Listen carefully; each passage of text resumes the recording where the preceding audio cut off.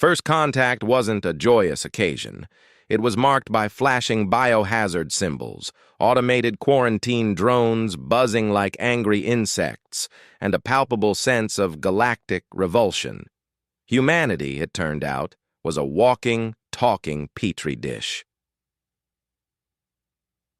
The Galactic and Concordat, a coalition of pristine, technologically advanced species, had achieved near-perfect biological sterilization.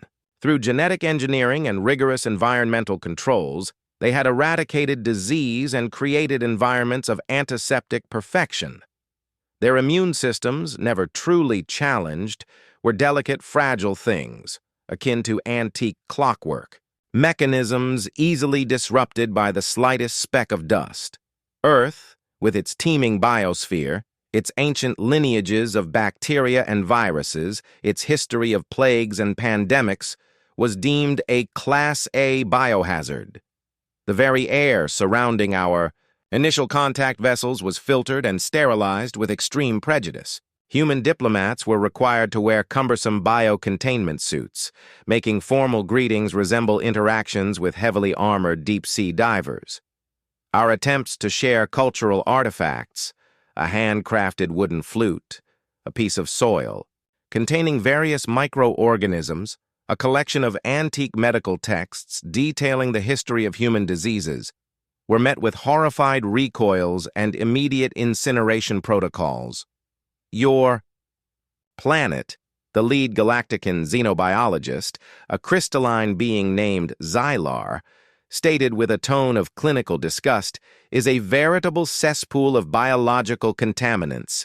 Your very touch could unleash plagues that would devastate our populations. Humanity, proud of its resilience and its hard-won battles against disease, was taken aback by this universal condemnation. Our complex, highly adaptive immune systems, honed over millennia of fighting off countless pathogens, were not seen as a marvel of evolution, but as a terrifying threat. We were quarantined, our expansion into the galaxy severely restricted.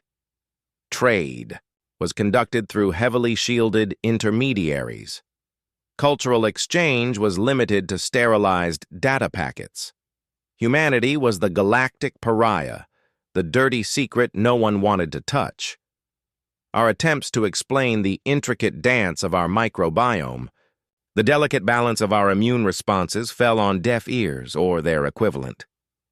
To the concordant species, biology was something to be controlled, perfected, and ultimately eradicated in its raw, unpredictable form. Earth's vibrant, messy ecosystems were anathema to their sterile sensibilities. Humanity, relegated to the galactic fringes, nursed a growing sense of resentment. We were not diseased, we were alive, in the most robust and resilient sense of the word. Our bodies were battle-hardened fortresses, capable of adapting to and overcoming a staggering array of biological challenges. But in a galaxy that had embraced antiseptic perfection, our strength was seen as a deadly liability. Then the Crystalline Plague arrived. The Crystalline Plague wasn't biological in the traditional sense. It was an alien contagion, unlike anything the Galactican Concordat had ever encountered. It appeared seemingly out of nowhere, spreading rapidly through their sterile environments, leaving behind trails of shattered crystal and inert technology. The symptoms were horrifying. Silicon-based life forms, the backbone of many concordant civilizations, found their internal structures fracturing, their processing power diminishing, their very consciousness dissolving into crystalline dust. Entire technological infrastructures, communication networks, transportation systems, even the life support systems of their pristine habitats began to fail as the Crystalline Plague infiltrated and corrupted their fundamental components. The concordant species were utterly defenseless. Their immune systems, designed to combat biological pathogens, could not even recognize the crystalline virus as a threat. Their antiseptic environments, once their greatest protection, became conduits for the silent, invisible spread of the contagion. Panic swept through the galaxy. The meticulously ordered societies began to crumble as vital systems failed and their silicon-based populations succumbed to the plague. Their advanced medical technologies designed for biological ailments were useless against this alien crystalline. Invader desperate pleas for help echoed across the quarantined sectors, reaching even the isolated human colonies. The concordant species facing extinction had nowhere else to turn. Reluctantly, and with a heavy dose of fear and prejudice, they contacted humanity. The crystalline contagion, Xylar's digitized voice, crackling with static, reached the human quarantine outpost orbiting Mars. Our science. It is powerless. We have nowhere else to turn. Your unique biology, perhaps. The crystalline being hesitated, the very concept distasteful. Perhaps it holds a key. Humanity, still smarting from centuries of ostracization, responded with cautious skepticism. Our unique biology was deemed a biohazard, Ambassador Jian Li replied, his voice laced with a hint of bitterness. Are you now suggesting it might be useful? Desperate times necessitate unconventional considerations, Xylar conceded, the crystalline facets of its form shimmering with an almost imperceptible tremor. We offer a lifting of the quarantine, full access to our data, any resources you require, if you can help us. Humanity, despite the past indignities, could not stand idly by while an entire galaxy faced annihilation. Our innate drive to help, our ingrained sense of compassion, overcame our resentment. We agreed to assist. The biohazard warnings were temporarily suspended. Human research teams, still clad in protective gear but no longer treated as walking plagues, began to study the crystalline contagion. Human scientists, accustomed to the messy, unpredictable world of terrestrial biology, approached the crystalline plague with a different perspective than their sterile concordant counterparts. They didn't see it as a purely mechanical or informational threat. They saw it as something akin to a disease. Dr. Anya Sharma, a leading human microbiologist with a specialization in extremophiles and viral adaptation, theorized that the key to fighting the crystalline plague might lie not in sterile eradication, but in biological adaptation. Their immune systems are useless because they've never had to fight anything truly alien, she explained to a joint human concordant research team, the crystalline beings watching her with a mixture of fascination and apprehension. Our bodies, on the other hand, were constantly battling invaders that defy easy categorization, viruses that rewrite our DNA, bacteria that form symbiotic relationships, fungi that communicate through complex networks. Our immune systems are a chaotic, adaptable mess. Maybe, just maybe, that's what we need here. Anya's team began analyzing samples of the crystalline plague, exposing them to a wide array of human biological materials, bacteria cultures, viral strains, even human blood samples, much to the horrified fascination of the Ilarii observers. Their initial attempts yielded no obvious results. The crystalline structures remained stubbornly inert in the face of standard human biological agents.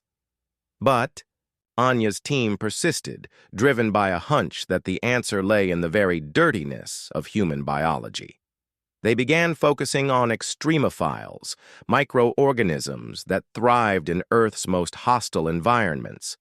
Bacteria that could survive in volcanic vents, archaea that could withstand extreme radiation, fungi that could break down complex polymers. These were the biological survivors, the ultimate adapters. And then they found it. A specific strain of terrestrial cyanobacteria found in the highly mineralized waters of a volcanic hot spring in Mesa, Arizona, exhibited a unique interaction with the crystalline structures. The bacteria didn't destroy the crystals, but it seemed to irritate them. Its metabolic byproducts appeared to interfere with the plague's ability to replicate and spread. It was a long shot, a wildly improbable solution. Introduce a biohazard, terrestrial bacteria, into the sterile systems of the Galactican Concordat to fight a non-biological plague. The Concordant scientists were aghast at the very suggestion. "Are you proposing we contaminate our environments further?" Xylar's crystalline voice was filled with disbelief. "Introduce more of your earthborn filth?" "Think of it as a controlled infection," Anya countered. "A targeted biological response to a non-biological threat. Our cyanobacteria have a long evolutionary history of interacting with mineral structures. They might be the only thing that can trigger a recognition response in whatever passes for an immune system in these silicon-based life forms." Faced with the imminent collapse of their civilizations, the concordant species reluctantly agreed to a limited, carefully controlled trial. The initial introduction of the cyanobacteria into concordant environments was met with trepidation. Automated monitoring systems tracked its spread with obsessive scrutiny. The pristine air filtration systems worked over time, but the results were undeniable. In the areas where the cyanobacteria was introduced, the spread of the crystalline plague slowed, then halted. In some cases, the bacteria even seemed to facilitate a form of self-repair in the infected silicon-based life forms, the byproducts of its metabolism helping to stabilize their fracturing crystalline structures. The effect wasn't a swift eradication, but a slow, gradual counteraction. The cyanobacteria, far from being a destructive contaminant, seemed to be engaging in a complex, unforeseen symbiotic relationship with the silicon-based biology and technology. It was as if the dirtiness of Earth life contained within it the very building blocks, the fundamental adaptability needed to interact with and even heal alien forms of life that had evolved along entirely different pathways. As the crystalline plague receded, a profound shift occurred in the Galactican Concordat's perception of humanity. The biohazard warnings were lifted permanently.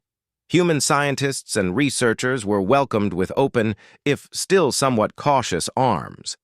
Earth's vibrant and chaotic biosphere was no longer seen as a threat, but as a potential treasure trove of biological solutions to unforeseen cosmic challenges. The sterile environments of the concordant worlds began to undergo subtle changes.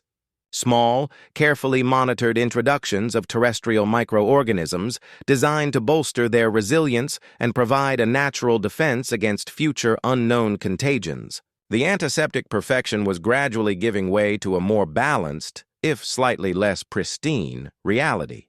Human medical knowledge, once dismissed as primitive and focused on the messy intricacies of biological disease, was now highly valued for its understanding of complex biological interactions and the adaptive power of immune systems. Human doctors and biologists became sought-after consultants, their expertise in navigating the chaotic world of living organisms proving invaluable in this newly uncertain galactic landscape. The crystalline plague was eventually contained, though its echoes remained, a stark reminder of the fragility of even the most advanced civilizations. The Galactican Concordat, humbled and grateful, extended a formal invitation for humanity to join their ranks as a full member. Ambassador Jian Li, accepting the invitation on behalf of a newly respected humanity, remarked with a wry smile, "It seems our biohazard status has been downgraded." Xylar, the crystalline xenobiologist, offered a rare gesture of what could perhaps be interpreted as respect, a slight shift in the alignment of its crystalline facets. "Indeed, Ambassador, we have learned a valuable lesson about the limitations of sterile perfection and the unexpected strengths found in biological diversity.